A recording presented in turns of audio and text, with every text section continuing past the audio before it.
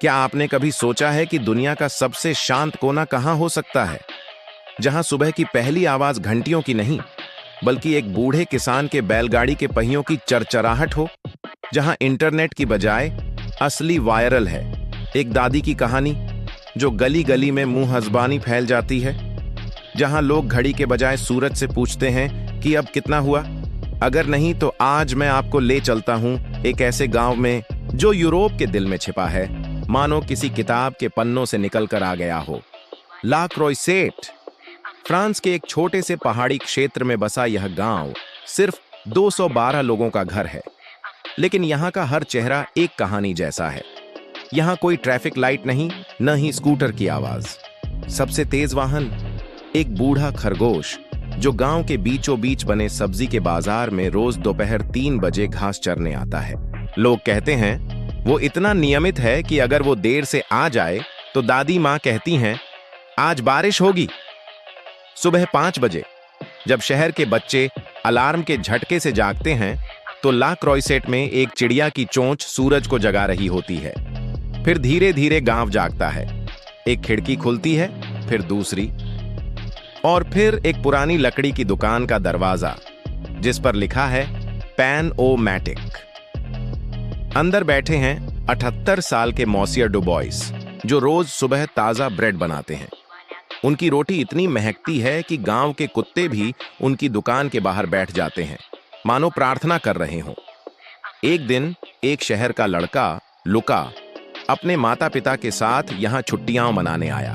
पहले दिन वो बोर हो गया। कहा यहां तो कोई मॉल नहीं, न कोई गेमिंग सेंटर। लेकिन गांव वालों ने उसे एक चुनौती दी। तुम 1 हफ्ते तक बिना मोबाइल के रह सकते हो? लुका ने हां कह दिया। और फिर शुरू हुई एक अजीबोगरीब लेकिन जादुई जिंदगी।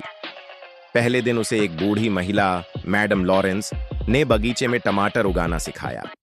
दूसरे दिन एक बच्चे ने उसे नदी के पत्थरों पर कूदकर पार जाना सिखाया। तीसरे दिन उसने देखा गांव के सभी बच्चे एक पुराने घर के बालकनी पर बैठे थे और एक दादाजी कहानी सुना रहे थे बिना किताब के। वो कहानी थी एक ऐसे जादूगर की जो बादलों पर रहता था और बारिश के बजाय आइसक्रीम बरसाता था। लुका हैरान रह गया। उसने पूछा ये कहानी कहां से आई?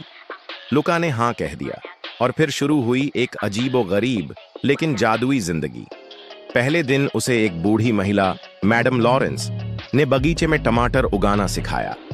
दूसरे दिन एक बच्चे ने उसे नदी के पत्थरों पर कूदकर पार जाना सिखाया।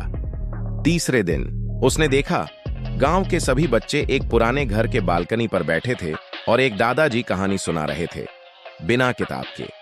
वो कहानी थी एक ऐसे जादूगर की जो बादलों पर रहता था और बारिश के बजाय आइसक्रीम बरसाता था। लुका हैरान रह गया। उसने पूछा ये कहानी कहां से आई? दादाजी ने मुस्कुराकर कहा बेटा, यहां कहानियां बादलों से उतरती हैं, न कि वाईफाई से। उसने सीखा एक पेड़ लगाने में 1 घंटा लगता है, लेकिन उसके फल खाने में 15 साल। लेकिन वो 15 साल इंतजार करने वाले लोगों के लिए स्वाद बदल जाता है।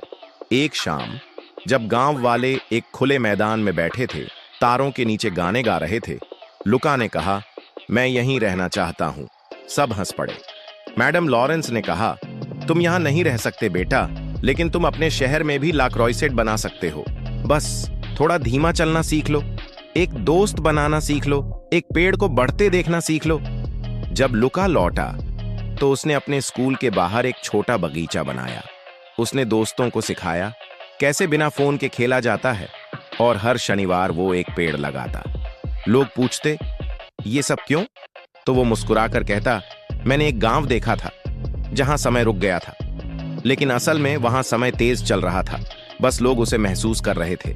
एक शाम जब गांव वाले एक खुले मैदान में बैठे थे, तारों के नीचे गाने गा रहे थे, लुका ने कहा मैं यहीं रहना चाहता हूं। सब हंस पड़े। मैडम लॉरेंस ने कहा तुम यहां नहीं रह सकते बेटा, लेकिन तुम अपने शहर में भी ला क्रोइसेट बना सकते हो। बस थोड़ा धीमा चलना सीख लो, एक दोस्त बनाना सीख लो, एक पेड़ को बढ़ते देखना सीख लो। जहां समय रुक गया था, लेकिन असल में वहां समय तेज चल रहा था, बस लोग उसे महसूस कर रहे थे। लुका हैरान रह गया। उसने पूछा ये कहानी कहां से आई? क्योंकि जिंदगी का असली वाईफाई दिल से दिल तक जुड़ने का नाम है। उसने दोस्तों को सिखाया कैसे बिना फोन के खेला जाता है। दादाजी ने मुस्कुराकर कहा, बेटा, यहाँ कहानियां बादलों से उतरती हैं, न कि वाईफाई से। जब लुका लौटा तो उसने अपने स्कूल के बाहर एक छोटा बगीचा बनाया। उसने दोस्तों को सिखाया कैसे बिना फोन के खेला जाता है और हर शनिवार वो एक पेड़ लगाता। लोग पूछते, ये सब क्यों? तो वो मुस्कुराकर कहता, मैंने एक गांव देखा था जहां समय रुक गया था, लेकिन असल में वहां समय तेज चल रहा था, बस लोग उसे महसूस कर रहे थे। और आज ला क्रॉइसेट अब भी वैसा ही है।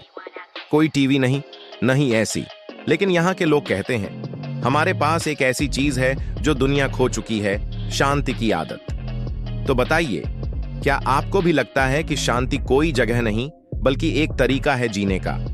क्या आप भी अपने शहर में एक छोटा सा ला क्रॉइसेट बना सकते हैं? बस एक कदम धीमा चलिए, एक आदमी को देखकर मुस्कुरा दीजिए और एक पेड़ को बढ़ते देखिए, क्योंकि जिंदगी का असली वाईफाई दिल से दिल तक जुड़ने का नाम है। धीरे धीरे लुका बदलने लगा। वो अब घड़ी नहीं देखता था, बल्कि कहता था, अब तो रोटी की खुशबू आ रही है, मतलब दोपहर हो गई। उसने गांव के सबसे बूढ़े आदमी के साथ एक पुराना फलों का बगीचा बनाया। तो बताइए, क्या आपको भी लगता है कि शांति कोई जगह नहीं बल्कि एक तरीका है जीने का? क्या आप भी अपने शहर में एक छोटा सा ला क्रॉइसेट बना सकते हैं?